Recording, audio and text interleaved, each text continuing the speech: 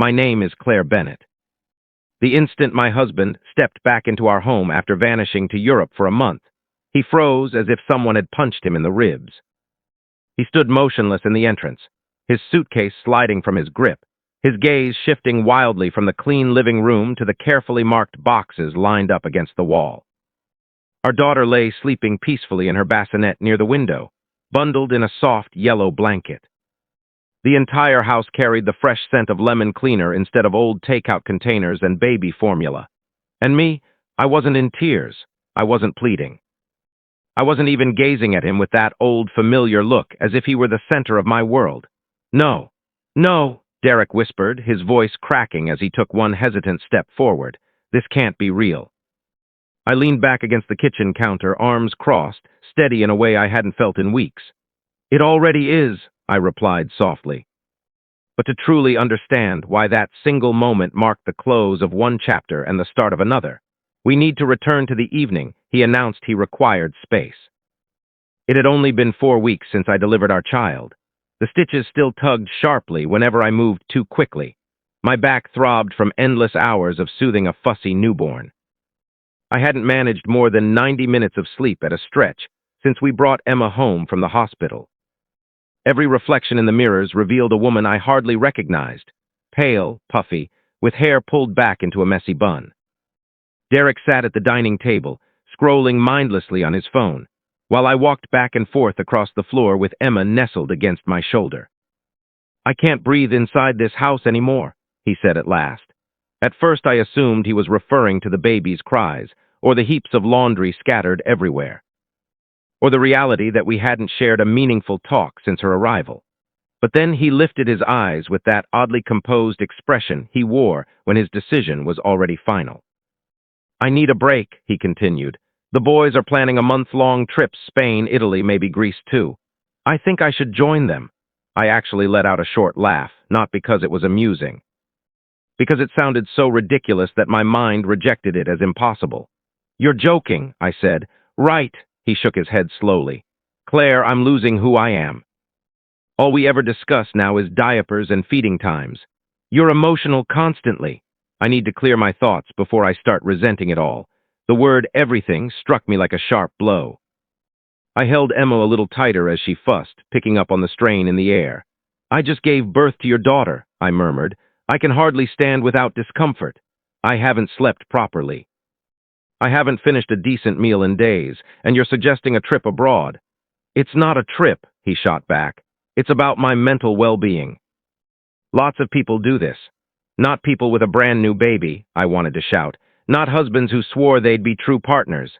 Can you at least postpone it for a couple of months?" I asked. "Or make it just a week. Your mom could come over to assist. We could work something out." He was already shaking his head. "The tickets are already purchased. I leave on Friday. Just 3 days from now." I remember standing there beneath the warm kitchen light, realizing that my husband had arranged his getaway, while I was still figuring out how to cradle our newborn without feeling like I might shatter. He kissed Emma gently on the forehead before departing. He told me he loved me. He promised to call daily. Then he climbed into the waiting car with a small bag and a smile that seemed out of place on a man abandoning his family. I remained on the porch long after the red taillights faded into the distance, Emma's delicate heartbeat pulsing against my chest. That was the night something deep within me shifted, not with noise or drama, just enough to allow the clear truth to settle in. When life turned difficult, Derek didn't remain. He fled.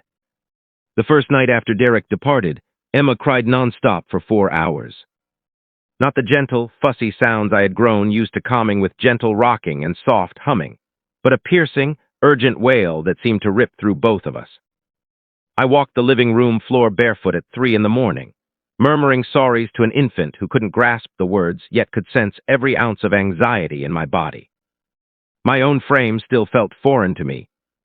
The doctor had mentioned the challenges of postpartum healing, the bleeding, the swelling, the sudden waves of feelings, but nothing had readied me for the deep isolation that settled in when the man who vowed to stand with me decided to leave instead. Derek sent a text the following afternoon, a picture of a sunny beach, clear blue sea, colorful umbrellas, a chilled drink glistening in the sunlight. Wish you were here, the message said, followed by a winking face. I stared at the phone while Emma dozed against my shoulder, breast milk seeping through my top. Wish I were anywhere but here. I hadn't bathed in 2 days.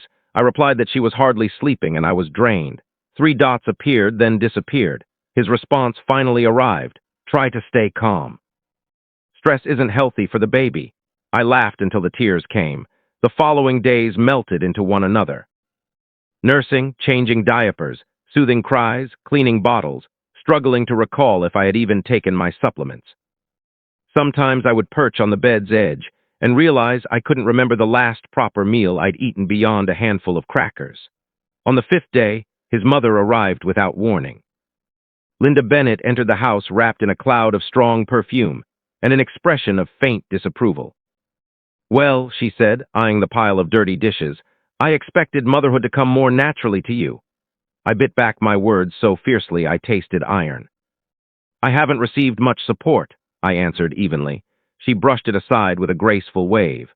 Men require their independence, Claire. Derek has always been quite sensitive. If you overwhelm him with all of this, she gestured loosely toward the bassinet, he'll only distance himself more. I wanted to ask what sort of independence a tiny newborn was supposed to grant him. Instead, I simply nodded, because nodding required less energy than fighting when you were surviving on barely any rest. She remained for only 20 minutes, pointed out flaws in the laundry, recommended switching to formula because breastfeeding seemed too intense. Then she departed with a vague promise to visit again soon. I stood in the doorway after her car pulled away. Emma held close to my chest and felt a new resolve forming inside me. That same evening, I accidentally left the front gate unlocked. I was sitting on the porch steps, trying to steady my breathing through another wave of emotion, when a gentle voice spoke. Sweetheart, you look ready to collapse. I glanced up to see Mrs. Evelyn Carter from next door, a retired nurse in her 70s who always wore comfortable shoes and moved with quiet purpose. Before I could object, she carefully lifted Emma from my arms with experienced ease. Go take a shower, she instructed, and eat something that isn't plain and dry. I followed her suggestion as if she had offered me air itself. When I returned 20 minutes later, she had prepared scrambled eggs and toast for me. Emma rested contentedly against her shoulder. You weren't designed to handle this by yourself, Evelyn said, looking directly at me, and you're not failing by asking for support. But you do need a solid strategy. A strategy, I echoed. She nodded. Build a network. Gather legal details, get financial clarity, begin recording everything. Dates, conversations. Costs, not to punish him, but to safeguard yourself and your little one. That night after she left, I opened a fresh notebook and noted the exact date Derek had departed. Then I continued writing. For the first time since he walked out, I stopped hoping he would return to rescue me. I began working out how to rescue myself. The initial step was refusing to cry while messaging him. For nearly a week after he left, I had been sending lengthy late-night texts filled with updates about Emma, about my discomfort, about how frightened I felt.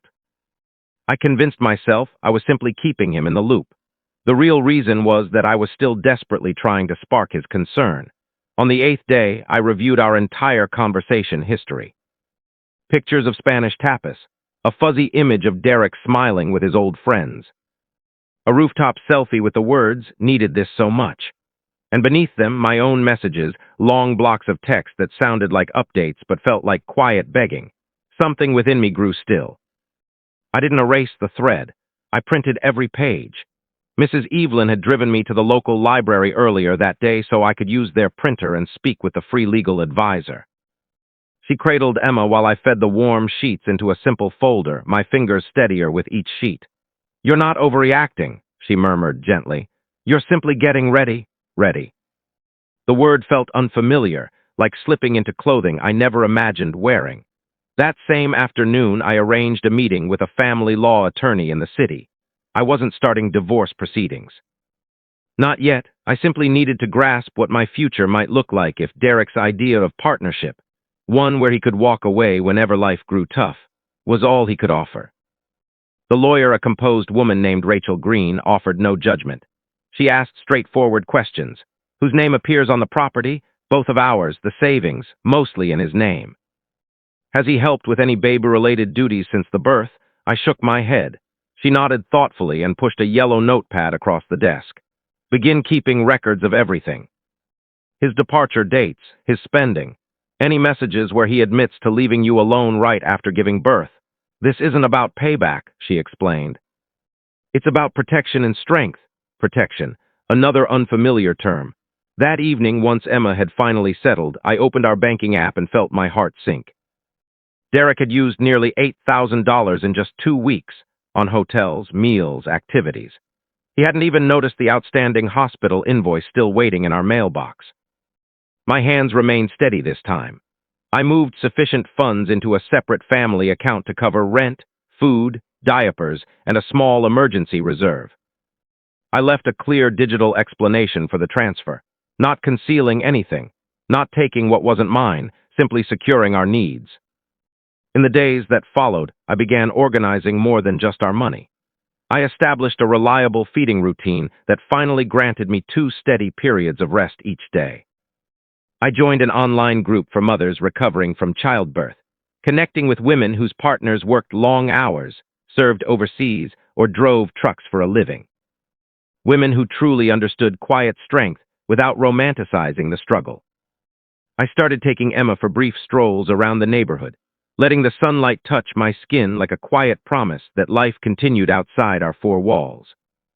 One afternoon I stood in our bedroom, staring at the framed pictures arranged on Derek's bedside table. Our wedding day, a seaside getaway from years earlier, him smiling proudly beside the grill. I lifted them one at a time and placed them carefully into a storage box, not driven by anger, driven by clear understanding. I could no longer rest beside an idealized image of a man who had shown he would leave when real life became too demanding. I didn't discard the photos. I wasn't attempting to wipe away our shared past. I was simply clearing room for reality. By the time Derek messaged that he had booked his return flight and couldn't wait to restart things between us, I had already organized and printed the final bank records. I arranged them neatly on the dining table. For the first time since his departure, I felt no dread about his arrival. I felt prepared. Derek returned on a Tuesday afternoon, not on a weekend. Not during a soft evening when the lighting might have softened the scene. A bright, ordinary Tuesday when sunlight flooded the wooden floors and every detail stood out sharply. I heard the car door shut before his key even clicked in the lock. Emma slept soundly in her bassinet by the window, her small hands curled like tiny shells. The dishwasher ran quietly in the background. A pot of soup bubbled gently on the stove. For the first time since her birth, the house felt steady.